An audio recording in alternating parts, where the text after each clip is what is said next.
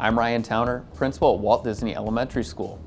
Today we're showcasing some of the safety and cleaning measures staff and students can expect when they return to school. Penn-Harris-Madison has made many investments in personal protection equipment for students and staff.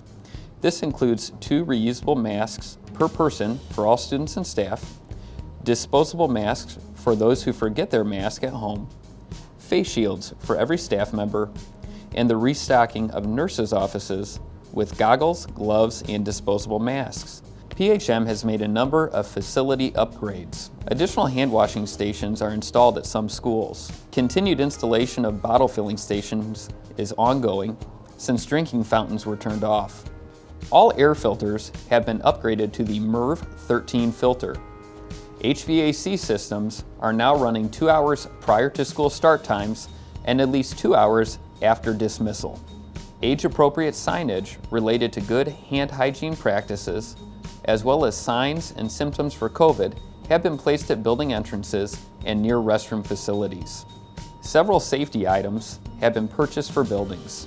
These include touchless hand sanitizer dispensers, hand sanitizer in all classrooms and in common spaces, disinfectant sprays for classrooms and school buses, touchless thermometers for nurses' office, and alternative seating options to help elementary schools spread out students. We value the training of all staff. Professional development for staff on the recognition of COVID signs and symptoms, as well as best practices in regards to cleaning and sanitation, is ongoing. My name's Jim Dayhuff, and I'm the General Manager for Sodexo here at PHM. We manage the custodial staff. Additional custodians are being hired for daytime shifts to help increase cleaning cycles and disinfection of our high-touch surfaces in the buildings throughout the day.